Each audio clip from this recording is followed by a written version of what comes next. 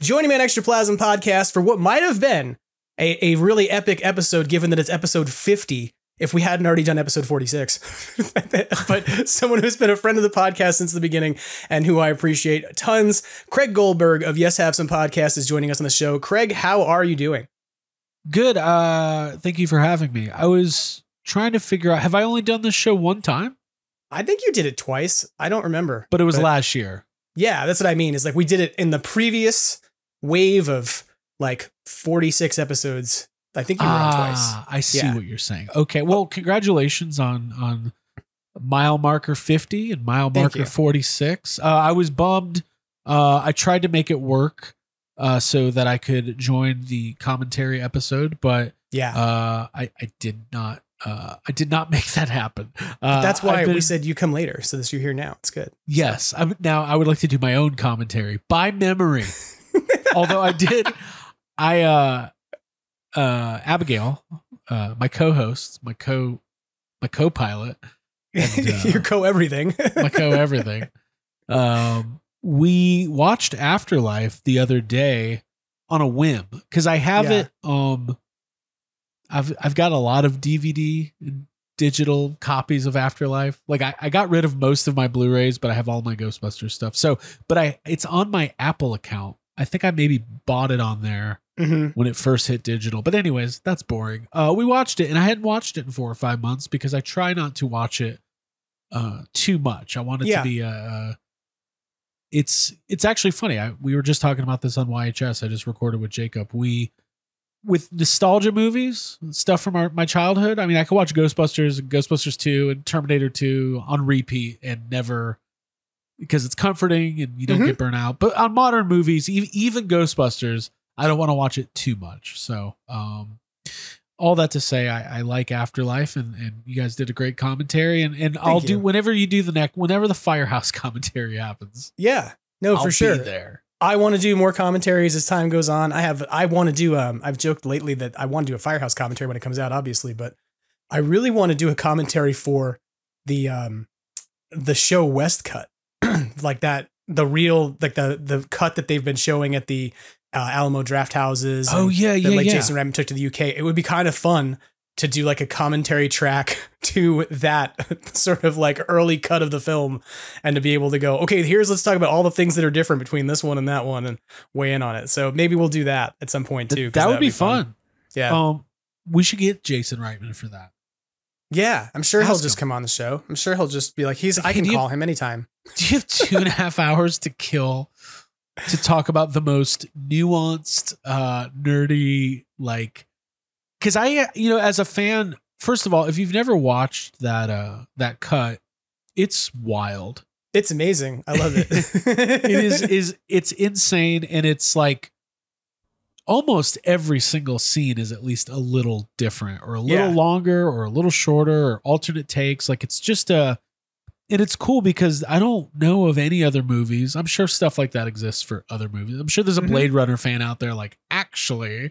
But the fact that they even found that and were willing to put it out for like public consumption. I think, was it at the UK screening they just did, Jason Reitman said that my dad would be really bummed if he knew that I was touring this thing. Yeah, because it's kind of funny if you think about it. Like, people pressure them for a director's cut of Afterlife, or people want a director's cut, which is supposed to be, the director didn't get everything they wanted in the film because, some production forces, whether it was, executive producers or studio executives who were like, we don't want that, or you need to cut it down. So the director's cut is always supposed to be like what the director's vision was, untampered with. But that cut of the film is like not a director's cut at all. It's like the director's like work in progress. We never wanted you to see it cut. It's weird. Right. It's very much like everything assembled, like an assembly cut. Yeah.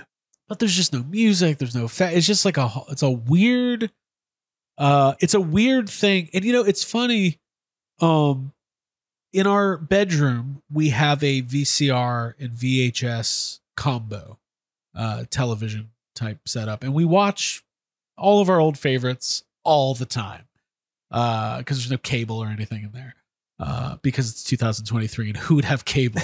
But we put on these old VHSs all the time, and so I have that experience of watching Ghostbusters and Ghostbusters 2 and Wayne's World and all my old favorites. So I love watching movies in that way because it just takes me back to childhood, like watching it in that pan and scan, like, yeah. Or as a kid, I would always wonder why Winston was floating above everybody at the end when they're discussing the next steps after when they're fighting Gozer.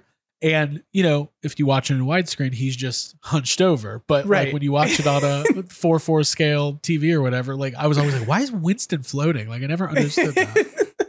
But anyways, all this to say, the other day, we were going through some YouTube videos or something the other day. It was like 1980s commercials. And one of them, there was the original trailer for Ghostbusters popped up. The ghosts are real. You know that one? Yep.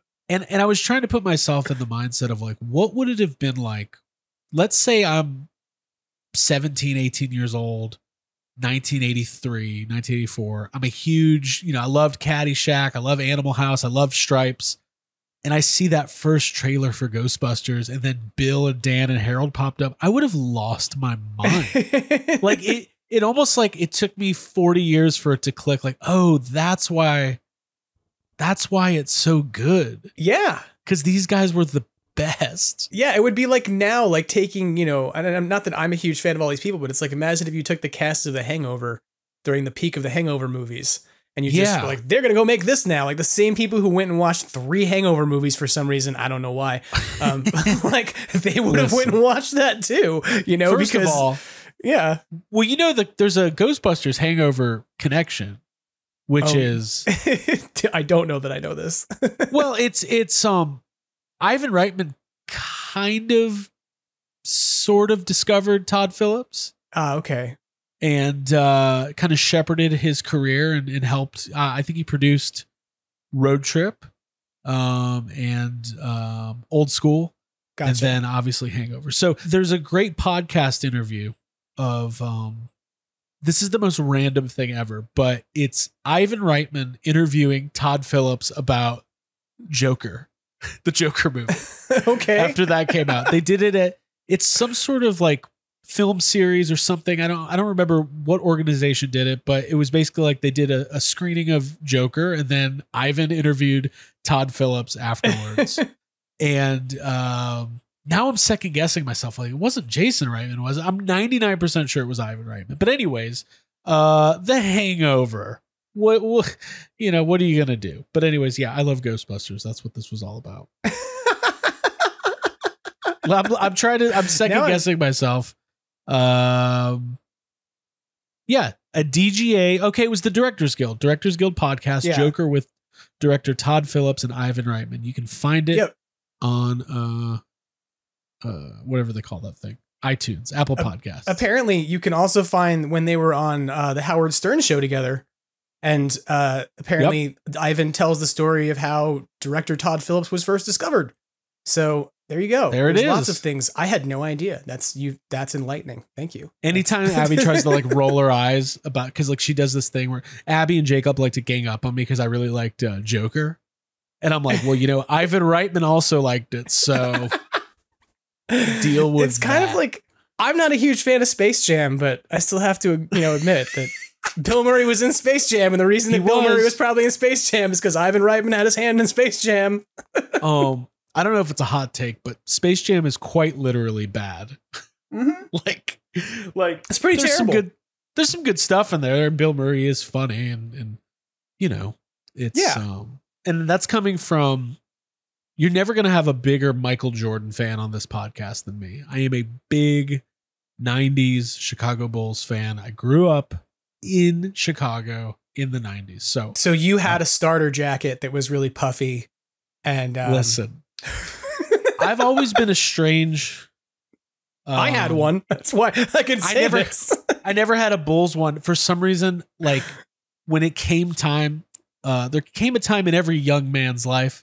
I didn't go to Hebrew school. I didn't get a bar mitzvah, but I did get a starter jacket. And And for some reason, I chose a Seattle Supersonics. So I had a green and yellow Sonics jersey, which makes no sense as a Bulls fan, but I wore it all the time. Starter was a big deal. It was a big deal. If people don't remember. It was a very big deal. I had a starter Rangers jacket. I had a starter Bulls jacket, even though I can't play basketball and couldn't tell you a thing about it at this point. I wanted to be like Mike.